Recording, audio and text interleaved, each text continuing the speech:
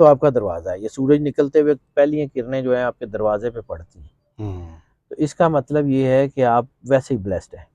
अच्छा। ये सूरज का ख़ास ही को ताल्लुक है। यानी आपने परिंदे रखे हों, आपने जानवर रखे हों, जिन पिंजरों में सुबह मशरिक़ की तरफ से धूप पड़ती है, ना वहाँ जानवर बीमार होते हैं, ना उनकी वो जो है ना मोर्टेलिटी होती है। हम चूँकि गाँव के लोग हैं, हम लोग फार्म्स वगैरह बनाते हैं, तो हमें बड़ी अच्छी तरह पता है कि क्यों करता है। धूप पड़ती है, वो मशरिक़ की तरफ फेसिंग हो, एट द एंड सब ने सब है। नहीं है। वो चाहे इमारत हो, चाहे घर हो, चाहे ज़मीन हो, उसकी मौत अल्लाह ने लगा के भेजी। लगा के भेजी। कुरान पाक में अल्लाह कहता है कि जब ज़मीन मुर्दा हो जाती है तो हम उसको बारिश बरसा के दोबारा जिंदा कर देते हैं। इसका मतलब है कि ज़मीन की भी डेथ होती है। जैसे अगर दरवाजे की दहलीज के ऊपर, यानी दरवाजे की एक साइड से दूसरी साइड तक, मेन गेट के नीचे ज़मीन के ऊपर जहाँ दहलीज होती है, चौखट, पुराने लकड़ी के दरवाजे में चारों तरफ होती थी, जो नीचे वाली हिस्से होती थी ना ज़मीन के साथ, उसको चौखट या दहलीज कहते हैं। उसके ऊपर कम से कम 2 इंच की पट्टी जो टेप की है, एक वो टेप होती है जो ऐसे उखड़ जाती है, एक वो बड़ी ख़ास टेप होती है जो ये इस्तेमाल होती है, अपना इंसुलेशन टेप जिसे कहते हैं। अस्सलाम वालेकुम, आप देख रहे हैं रामिश शेख ऑफिशियल। हमारे साथ मौजूद हैं सैयद हैदर जाफरी साहब, जो किसी तारुफ के मुताज नहीं है, एस्ट्रोलॉजर हैं, न्यूमरोलॉजिस्ट हैं, और अगर हम कैलकुलेशन की बात करें तो रिसर्च की इनकी बात करें तो बहुत ही ज़बरदस्त इनकी रिसर्चेज़ हैं। आप लोग हमारे चैनल्स पर देख ही रहे होते हैं। सैयद हैदर जाफरी साहब का अपना यूट्यूब चैनल भी है, उसके ऊपर भी बड़ी ज़बरदस्त इनकी रिसर्चेज़ होती हैं, हैदर जाफरी ऑफिशियल। तो वहाँ पर भी आप लोग बड़ा प्यार देते हैं, देखते हैं। उसी से एक टॉपिक जो इन्होंने अपने चैनल पर किया था, तो मैंने शाहजी से बात की कि शाहजी इस पर हम आज टॉपिक करेंगे, ताकि जो ऑडियंस है उनको भी ये चीज़ों के बारे में पता लगे, ताकि उनको ये भी आसानी हो जाए। तो ये क्या डिमेंशंस हैं, ये क्या मामलात हैं, शाहजी से ही जानते हैं। अस्सलाम वालेकुम सर। वालेकुम अस्सलाम भाई। शाहजी कैसे हैं? अल्हम्दुलिल्लाह, मालिक का बेइंतहा करम है, करोड़ करोड़ शुक्र है उसका। शाहजी बहुत शुक्रिया टाइम देने का, और आप हमेशा प्यार करते हैं जब भी आपके हाँ, मेरे पास आएँ। छोटे भाई हैं जी, you are always welcome. Shahji, ये जो डिमेंशंस आप बता रहे हैं अपने चैनल पर, वास्तुशास्त्र इसको कहते हैं ना, प्रोनाउंस में भी मैं गलत बोल रहा हूँ। ठीक ठीक। हाँ, तो इसका ये डिमेंशंस क्या है, और ये ज़रा हमारे नाज़रीन को प्लीज़ बताएँ। वास्तु शास्त्र जो है ना, ये बेसिकली ये आपकी डायरेक्शंस का इल्म है। डायरेक्शंस किस लिए अहम है कि आपकी ज़िंदगी में या हर किसी इंसान की ज़िंदगी में उसकी सबसे अहम चीज़ क्या होती है? उसका घर। घर। जहाँ वो अपनी तमाम बिलॉन्गिंग्स के साथ, अपनी औलाद के साथ, अपनी फैमिली के साथ सुकून से रहना पसंद करता है। जहाँ उसको हिफाज़त का एहसास होता है। तो करोड़ों रुपए का घर ले लिया और फिर उस घर में नेगेटिव वाइब्स हैं। यानी कोई ऐसा घर ले लिया, मतलब आसेब की बात नहीं कर रहा हूँ, लेकिन नेगेटिव वाइब्रेशंस हैं। तो उन नेगेटिव वाइब्रेशंस के होते हुए आपके घर में सुकून नहीं है। अगर आपके घर में सुकून नहीं है तो आपका ध्यान बिजनेस की तरफ, नौकरी की तरफ तो उतना नहीं जाएगा। आपकी प्रैक्टिकलिटी सबसे पहले ख़राब होगी।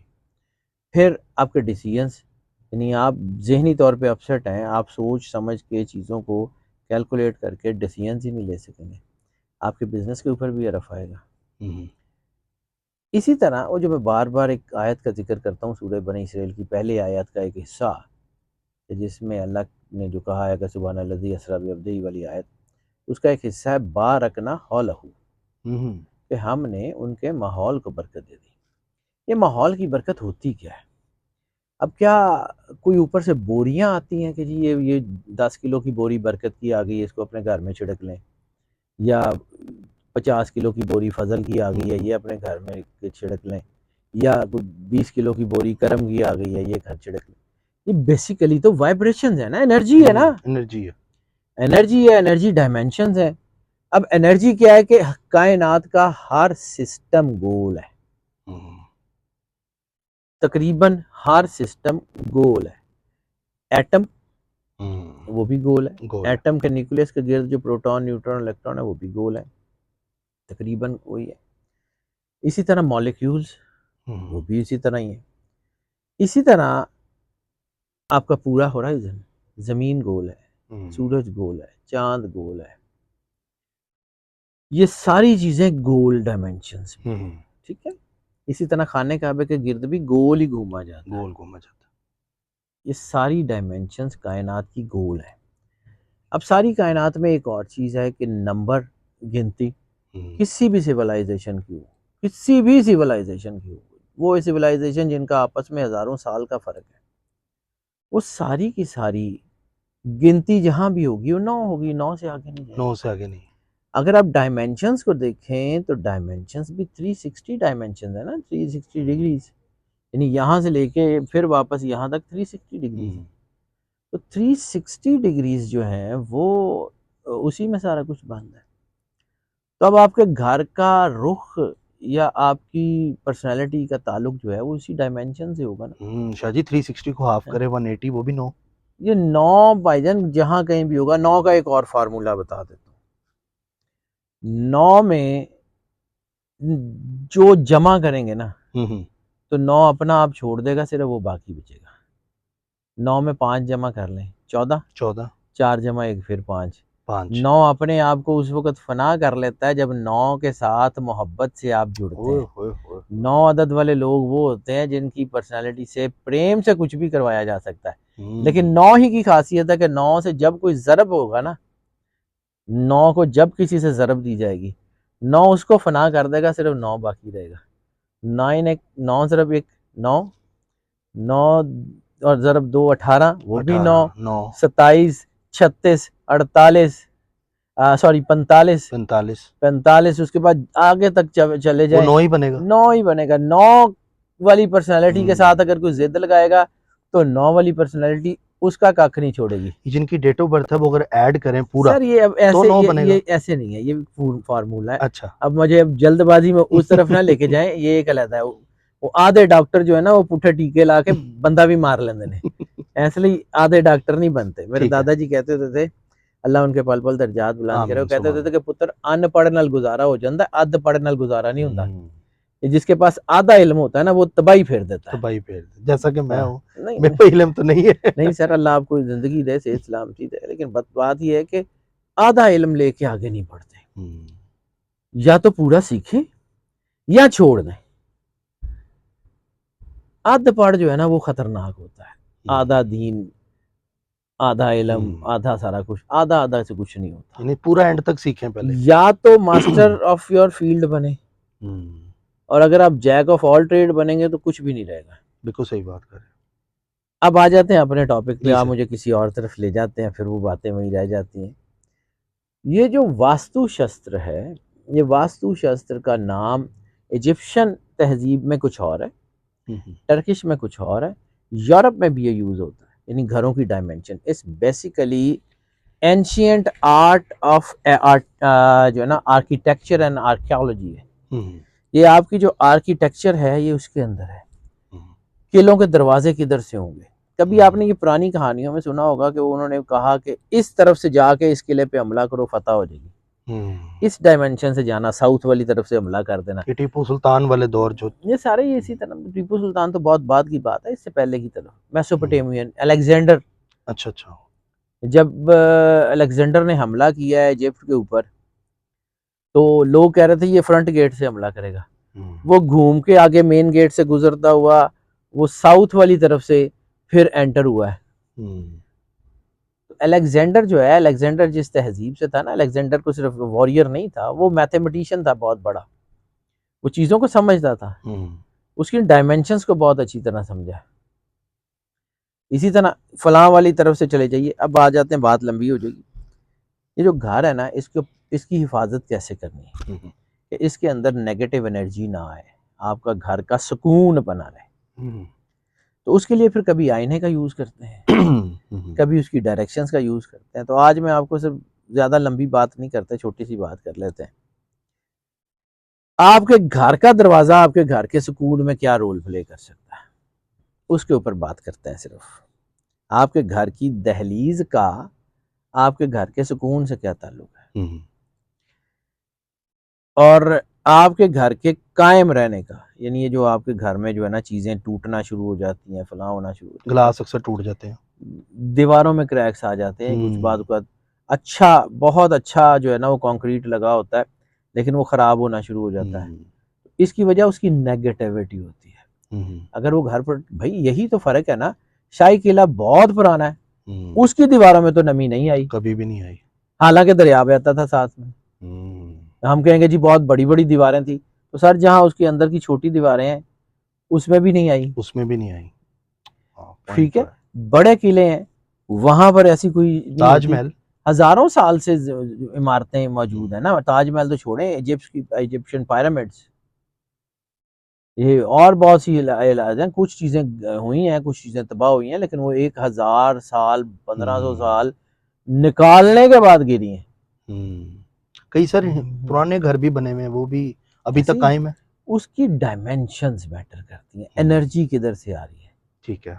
देखो ना, एक बंदा है, उसने उसकी बॉडी जो है वो बूढ़ी हो रही है, साथ साथ उसको एंटी एजिंग देते जाएं देते जाएं देते जाएं, यानी अगर उसने तबाही 100 साल जीना था, वो 250 साल 200 साल जी जाता है, क्योंकि उसकी जो डेफिशिएंसी होती है या उसके बूढ़े होने का अमल होता है वो स्लो कर दिया जाता है।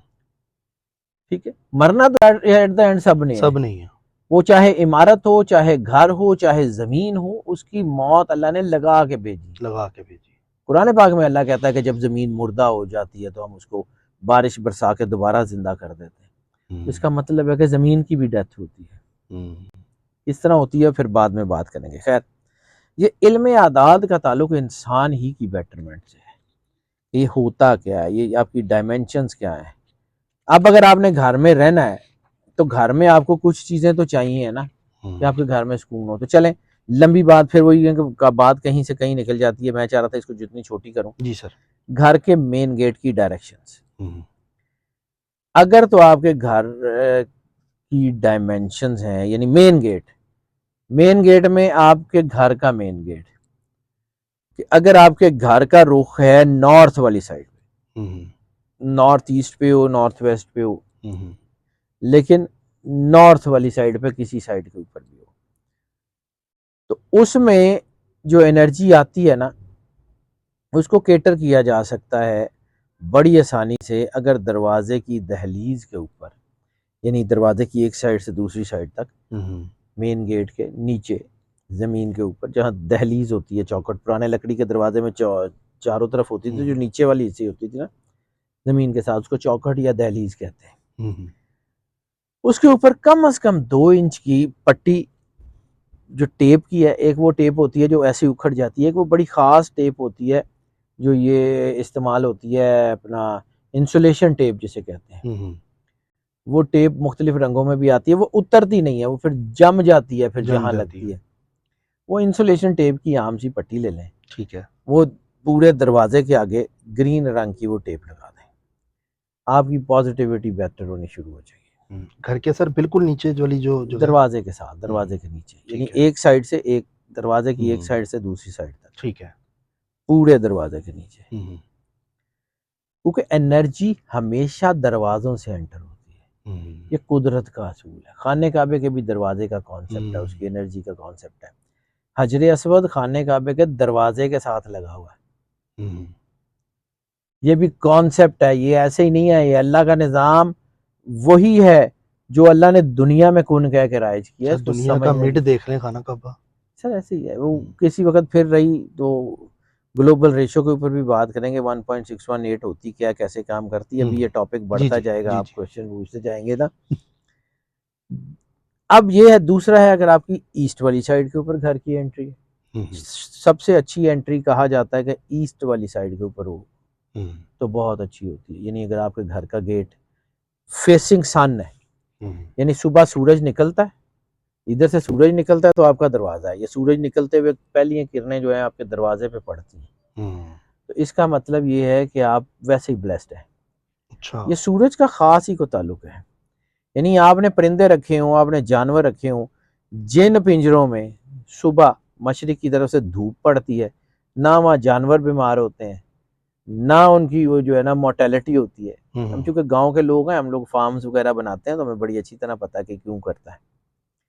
धूप पड़ती है, वो मशरिक की तरफ फेसिंग हो, घर की मशरिक की तरफ फेसिंग हो उनके दरवाजे, तो वो ठीक रहते हैं। मशरिक की तरफ घर की एंट्री है तो फिर भी आपने वही करना है। अब ये जो है ये साउथ ईस्ट या नॉर्थ ईस्ट जिस तरह भी है, ईस्ट साइड के ऊपर, ठीक है। ईस्ट साइड के ऊपर अगर आपका जो है वो दरवाज़ा है तो उसके लिए भी आपने यही सेम ग्रीन पट्टी यही करनी है, ठीक है। अगर आपके घर का दरवाज़ा वेस्ट साइड के ऊपर है, मगरिब की तरफ है, तो मगरिब की तरफ आपने यही करना है सेम, कि मगरिब की तरफ है, सूरज डूबते हुए आपके घर में रोशनी आ रही होती है, तो आपने नीले रंग की पट्टी जो है वो दरवाजे के ऊपर इसी तरह 2 इंची चौड़ी पूरी पट्टी लगा लेनी है। और अगर हो सके तो अपनी घर की नॉर्थ वाली वॉल पे एक आईना लगा लेना। ठीक है। आईना बेसिकली सिर्फ शक्ल देखने के लिए नहीं होता। आपने देखा होगा कि ये जो रिफ्लेक्टर्स होते हैं ये भी आईने होते हैं। चीज़ों को गर्म ठंडा रखने के लिए जो इस्तेमाल होते हैं रिफ्लेक्टर्स, या एनर्जी को कंट्रोल करने के लिए भी वो भी आईने होते हैं। आईने होते हैं। आईना सिर्फ रोशनी को इधर उधर नहीं मोड़ता, आईना एनर्जी को भी मोड़ता है। वो थर्मोस के अंदर भी आईना ही लगा होता है जिसमें चाय गर्म रहती है। ये क्या करता है कि वो हीट वेव्स को अंदर ही अंदर घुमाता रहता है, वो हीट वेव्स को बाहर नहीं निकलने देता। ये आईने आपके लिए काम करते हैं। ये आईना इसलिए बहुत जरूरी है। घर में वास्तुशास्त्र में देखें, वास्तुशास्त्र में हम भी बहुत सारी चीजें टेक्निकली देखते हैं। हर घर की डायमेंशन, खिड़की, दरवाजे अलग-अलग, ये उसमें अलग-अलग होते हैं। ये बड़ी एक प्रोफेशनल साइंस है, ये साइंस है प्योर।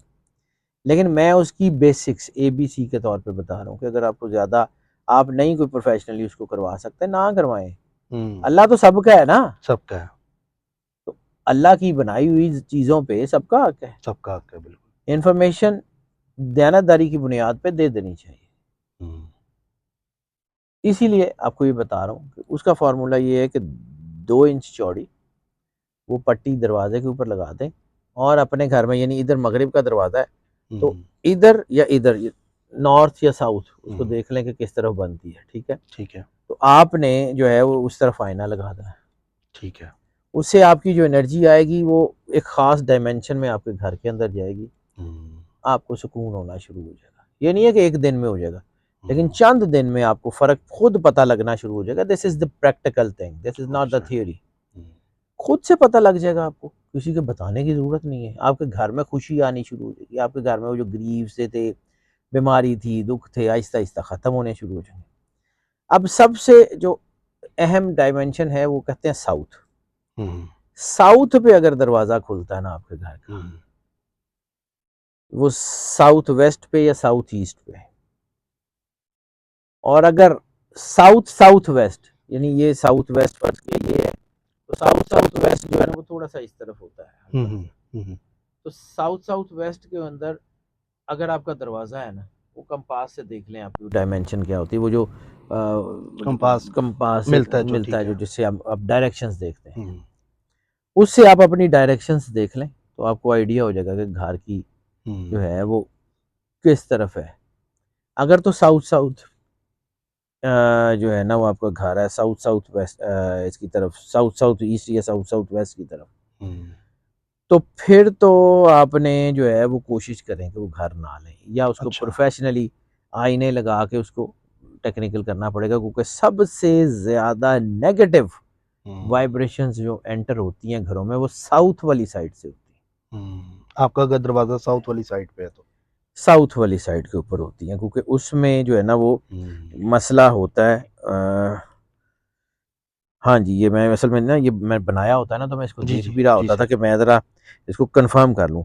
तो ये साउथ साउथ वेस्ट की तरफ जो है ना वो आपने जो है ना अपना अगर घर का दरवाज़ा है ना तो सबसे ज़्यादा मनफी है। लेकिन उसका करना क्या है, अब अगर आप नहीं कर सकते तो कोई बात नहीं, येलो कलर की वही पट्टी, ब्राइट येलो कलर की वो पट्टी, ब्राइट येलो, ब्राउन की बात नहीं कर रहा हूँ, भूरे कलर की बात नहीं कर रहा हूँ, येलो, ठीक है, प्योर येलो जो होता है वो कलर की एक पट्टी अपने घर पे लगा लें, और दरवाजे के बिल्कुल फेसिंग, यानी जहां से वो एंट्रेंस है दरवाजे के बिल्कुल सामने एक आईना लगा लें। आईने की जो है डायमेंशन वो भी जरा थोड़ी सी बड़ी हो, यानी अगर हो वो कोई हो तो 12-12 इंच, यानी 1 फुट बाय फुट का भी हो तो बहुत है।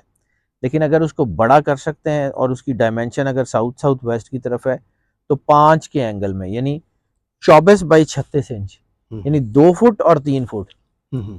इस में ना ये ज़्यादा बेहतर रहेगा आपके ऊपर। ठीक है, ये आपकी एनर्जी को बहुत ज़्यादा ठीक कर देगा, आपकी चीज़ें ठीक हो जाएंगी। बाकी और बहुत सारी चीज़ें होती हैं इसमें, बहुत सारे काम बहुत होते हैं, जबरदस्त टॉपिक। लेकिन ये है कि इसको अगर आप सिर्फ समझें तो ये वो डायरेक्शंस या वो चीज़ें हैं जो अल्लाह ने इंसान के लिए रखी हुई हैं। अब हमें नज़र नहीं आती हैं। हमें पुराने घरों में आपने देखा होगा, ख़ास तौर पे हिंदुओं और मुसलमानों की ना कंस्ट्रक्शंस में फ़र्क होता था। अब आर्किटेक्चर में उसको ना, इंडिया की अगर पुराने घर देखें ना, तो जितने हिंदुओं के घर होते थे, या मतलब इंडियन जो वैदिक के लोग होते थे, उनके घर का दरवाज़ा छोटा होता था और पीछे जो है ना वो घर बड़ा होता था। तो वो तुलसी का पौधा भी लगाते हैं ना बीच वो में, ऐसे ही वो घर के आंगन में, वो में। इसी तरह ये जो इंडियन वैदिक में वो क्या करता है कि वो एनर्जी को केटर करता है। ये तुलसी क्या है बेसिकली, ये हमारे घरों में भी होता है। हमें सिर्फ तुलसी जरा मुश्किल सा नाम है, न्याज़बो है। न्याज़बो का पौधा जो है वो घर के दरवाजे के पास हो तो न्याज़बो क्या करता है, एनर्जी अट्रैक्ट करता है। अच्छा, ये इसलिए इंडियन लगाते हैं? नेगेटिव एनर्जीज को अट्रैक्ट, इसलिए घर के अंदर नहीं लगाते क्योंकि वो घर की एनर्जी को भी अट्रैक्ट कर लेता है। सर शाहजी, जो क्यारी होती है जो हर आजकल लोग अपने लॉन में, स्टार्ट में, घर एंट्रेंस में बनाते हैं, वो भी ठीक होती है? हाँ यार, जिंदगी का रहन सहन बदल गया ना। पुराने घर तो मैं भी जो बात कर रहा हूँ कि इंडियन के उसको कहते थे गौमुख। जैसे गाय का पेट और जिस्म बड़ा होता है, सर छोटा होता है। वो जो कंस्ट्रक्शन थी वो एक और तरह की सिक्योर थी। मुसलमानों की जो कंस्ट्रक्शन थी, उनके गेट बड़े बड़े होते थे, बड़ी बड़ी हवेलियां, बड़े बड़े दरवाजे। ये तो वो उसको कहते हैं कि जो है ना शीमुख, शेर का मुख। शेर जैसे शेर का मुंह बड़ा होता है, जिस्म उसके तनासब में छोटा होता है। इसी तरह ये जो मुस्लिम कंस्ट्रक्शन थी, अगर आप देख लें तो वहाँ पे बड़े बड़े गेट और पीछे हवेलियां, उस तरह की, लेकिन गेट बहुत बड़ा। इंडियन कंस्ट्रक्शन जितने पुराने, वो पुरानी हवेलियां किसी उनकी उनके दरवाजे छोटे होते थे, अंदर जाके फिर वो अपने बड़े बड़े दालानों में खुलती थी, लेकिन पीछे घर बड़े होते थे, लेकिन आगे से एंट्रेंस उनकी छोटी होती थी। ये क्यों, ये वैदिक, ये 4000 साल पुराना ये जो है ना ये वास्तुशास्त्र है। क्यों करते थे? मुसलमानों ने भी, मुसलमानों की डायरेक्शन ज्यादातर मशरिकी फेसिंग में होगी। मुसलमानों के घर ज्यादातर, आपको जितनी पुरानी हवेलियां ज्यादातर उनको वो या तो उसके 12 दरवाजे होंगे। 12 दरी का कॉन्सेप्ट क्यों आया? मुसलमानों ने भी इसको अडॉप्ट किया था ना, क्यों किया था? या घर के ऊपर 12 दरी बनी होती थी, ऊपर छत के ऊपर। वो 12 दरी किधर से भी कोई एनर्जी आ रही है, वो 12 दरी सिर्फ बैठने के लिए खुश, उसके लिए थोड़ी होती थी। उसका कॉन्सेप्ट था, एक कॉन्सेप्ट था।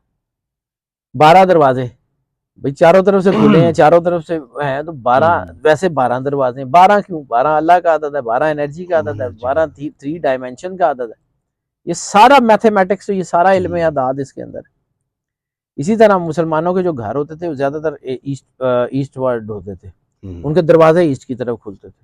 यानी उस वक्त वो जरा गाँव थे, बड़ी बड़ी हवेलियां थी, तो वो एक तरफ ही होता था सारा। वो बड़े बड़े इलाकों की एंट्रेंसेस हमेशा मेन एंट्रेंसेस ईस्ट की तरफ से होती थी। पिछले हिस्से उन्होंने या तो बंद किए होते थे या जरूरत के वक्त कहीं वहां से दरवाजा खुलता था।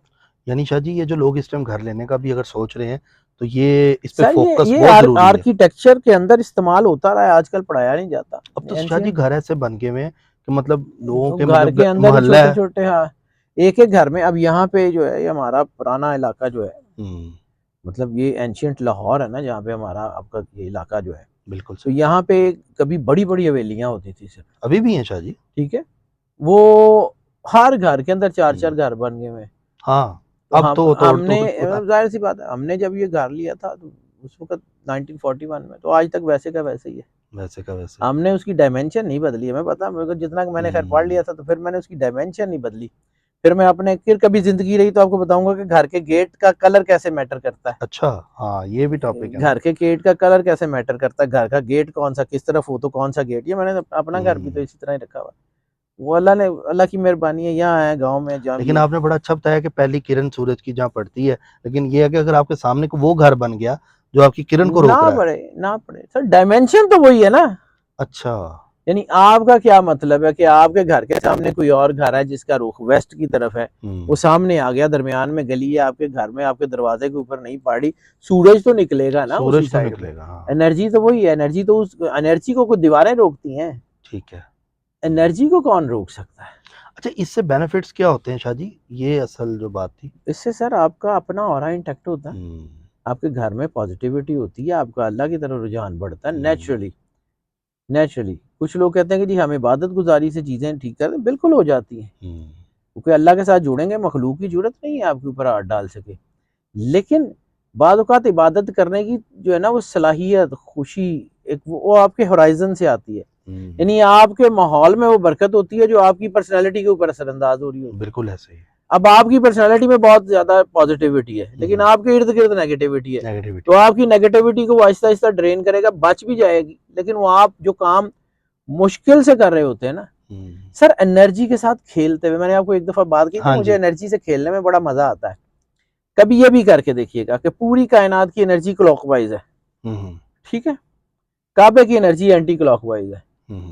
मॉर्निंग वॉक में अगर आप एंटी क्लॉकवाइज चलेंगे ना, कुछ लोगों का ख्याल होता है कि जी जिसना तवाफ कर देने हो जी चलिए, तो आप जल्दी थक जाएंगे, वही आप है, वही ट्रैक है, ठीक है। और अगर वही एनर्जी आप जो है ना एनर्जी की वेव के साथ क्लॉकवाइज जा रहे होंगे, इस तरह क्लॉकवाइज, जिस तरह घड़ी घूमती है, ठीक है, आप क्लॉकवाइज जा रहे होंगे तो आप वो जो, अगर आपकी मॉर्निंग वॉक में आप 3 चक्कर लगाते हैं तो आप 4-5 लगा लेंगे, 6 भी कुल नहीं थकेंगे सर। एनर्जी आपके फ्रंट में पड़ रही है, एनर्जी आपको कन्फर्ट कर रही है, एनर्जी ने तो ऐसे घूमना है ना, तो आप इस तरफ जा रहे हैं एनर्जी के साथ। एक है कि आप एनर्जी के फ्लो में जा रहे हैं, एक ऑपोजिट जा रहे हैं। तो अगर आप एनर्जी के ऑपोजिट, एनर्जी ने क्लॉकवाइज घूमना है, एनर्जी को ताड़ी मर्जी नाल नहीं जानी। या मॉर्निंग वॉक वाले जो है सुन ले, खास तौर पे जो सुबह सुबह जाते हैं, तो ये करके देखें, आपको खुद से पता लग जाएगा कि आपकी जो है ना एनर्जी ज्यादा है। आप क्लॉकवाइज चक्कर लगाएंगे, आप ज्यादा फ्रेश होंगे, ज्यादा आपकी एनर्जी आ जाएगी। एंटी क्लॉकवाइज जाएंगे, चक्कर आपके लग जाएंगे, ये नहीं होता कि वटिया तरह लगे या पत्थरों की, लेकिन वो आपकी एनर्जी ड्रैग हो रही होगी, यानी आप पूरा 100% उतना का वो नहीं कर सकेंगे। करके देख लीजिए शाह जी, बहुत जबरदस्त, ये नेचर है। एनर्जी, एनर्जी बहुत शानदार चीज है, एनर्जी को समझे, आपके साथ एनर्जी आपके लिए अल्लाह ने बनाई है ना। एनर्जी क्या है? अल्लाह का वो कुन, वो अमर इलाही का नाम एनर्जी है। तो इंसान कौन है? वो जो है वो अफजल सबसे है, ठीक है, वो अशरफुल मखलूकात है, वो अफजल बनाया अल्लाह ने, उसके अंदर उसी के लिए कायनात बनाई। तो फिर आप फायदा उठा लें, नहीं उठाएंगे तो कोई कुरान पाक में ये तो नहीं लिखा हुआ कि इस एनर्जी से फायदा नहीं उठाएंगे तो ये होगा।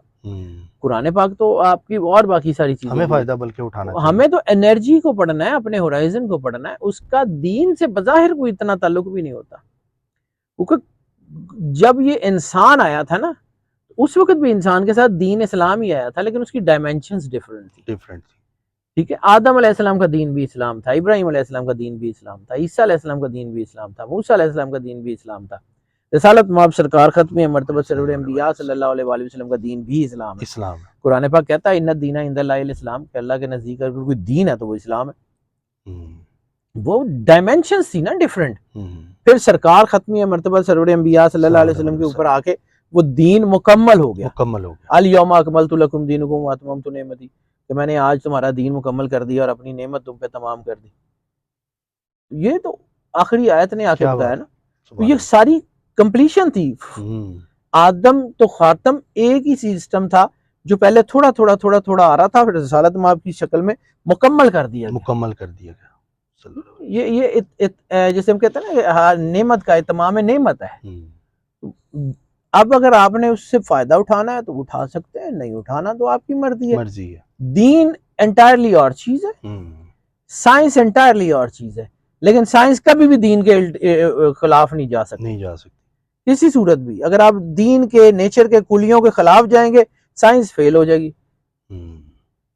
नेचर और दीन के कुलिये फेल नहीं होते, लेकिन उस वक्त जब आप दयानतदारी से करें, जब आप उसमें तासुब की ऐनक लगाएंगे तो वो कुलिये ही ठीक नहीं होंगे, तो फिर सही या गलत प्रूफ होने मसले हैं। बिल्कुल शाह जी, बहुत ज़बरदस्त टॉपिक आज अवाम को, मैं होप करता हूँ कि लोगों को ये टॉपिक इतना ज़बरदस्त लगा होगा कि मुझे उम्मीद है कि आप अपना फीडबैक इस पे ज़रूर देंगे, और जैसे शाह जी ने समझाया ना, आपने उसी तरह डिमेंशंस में करके देखें, फिर बताएं। तो छोड़ दें, मैंने तो मतलब ये है कि मैं तो वैसे ही आम बात कर रहा हूँ कि करके देखें, अगर आपको फ़र्क महसूस होता है तो यकीनन दुआ कर दीजिएगा बस। बिल्कुल, दुआ फिर ज़रूर कीजिए। मेरे लिए भी दुआ कर दें, मेरी हमारी टीम टीम के लिए, फ़लक साहब के लिए, इनकी टीम के लिए भी दुआ कर दें। बिल्कुल सर। बस आपकी दुआ चाहिए। अल्लाह का बहुत करम है, उसकी मेहरबानी है। बिल्कुल, और अगर नई वीडियो समझ आए तो दोबारा प्रीवियस जाएँ, दोबारा से सुनें, कॉपी पेंसिल ले लें, जिस तरह शाह जी समझा रहे हैं, उस तरह इसको अभी लिख मैंने लें। सिर्फ कुलिये बताए हैं, तफसील हुँ, मतलब ज़ाहिर-सी बात है कोई इधर-उधर ड्रैग होती रही है, लेकिन जो हुँ। मैंने कुलिये बताए हैं 3-4 वो नहीं, लिख वो लें। शाह जी समझ तो आ गए हैं, बड़ा ज़बरदस्त आपने बताया इसमें। लेकिन मैं नाज़रीन आपको ये ज़रूर कहूँगा एक बात, मैं शाह जी के पास आया, ऑफ कैमरा में हमारी बातचीत हुई। शाह जी ने मुझे 2-3 कुलिये बड़े अच्छे बताए हैं। मैं बल्कि शाह जी से रिक्वेस्ट करूँगा, इस पे हम वीडियो करेंगे ताकि लोगों के लिए हेल्प हो जाए उसमें। अगर उस पे करनी हुई तो कर लेंगे, बस ये तो मतलब रूटीन की बात है ना सर। शाह जी ये रूटीन आपके लिए तो छोटी बात है, लोगों के लिए ये सर अरबों रुपए की हमारे चीज़ है। हमारे बड़े जो थे, जो हमारे जो है ना मुसलमानों के रेनेसांस के हुँ, लोग हैं, बुल सीना हो, उमर खयाम हो, ये सारे लोग, ये मैथमेटिशियन अल बिरूनी हो, जिसने ज़मीन का वो सारा कुतर नापा था और जिसने सूरज से हुँ, ज़मीन का फासला नापा था, वो पहाड़ी पे बैठ के वो किसके ज़रिए, वहाँ पे उसके ऊपर रस्सी तो नहीं थी ना जो उसने सूरज पे बांधी और हुँ, यहाँ तक खींची और फिर उसको नाप लिया कि ये है, ये ठीक है? वो तो उसने डायमेंशंस को नापा था ना, हुँ, एनर्जी को नापा था। तो एनर्जी से उसने जो कुलिया निकाला वो बिल्कुल ठीक है। तो ये तो साइंस की बात है। ये ज़रूरी नहीं है कि सबको समझ आए। नहीं आंदी तो ना आए। ना है। तो नाज़रीन सूरज ने तो हुँ, भाईजान निकलना है, हुँ, ठीक है? अगर किसी को सूरज नज़र नहीं आता, तो सूरज का कसूर तो नहीं है उसमें। हुँ। अपनी आँखों का थोड़ा-सा देख लें, हो उसने तो सकता है अपने टाइम पे निकलना है। बाकी नाज़रीन अपना फीडबैक ज़रूर दें, सब्सक्राइब करें, बेल आइकन दबाएँ। स्क्रीन पे नंबर आ रहा है शाह जी का, जो लोग अपने जायज़ मामलात के लिए पूछना चाहते हैं, राब्ता करना चाहते हैं, वो लोग राब्ता कर सकते हैं। इसी के साथ सैयद हैदर जाफ़री साहब को दें इजाज़त। मिलते हैं आपसे अगली वीडियो में एक नई कैलकुलेशन के साथ। अपना ख़्याल रखिएगा। अल्लाह हाफ़िज़। अल्लाह हाफ़िज़ अल्लाह सर। हाफ़िज़। Thank you.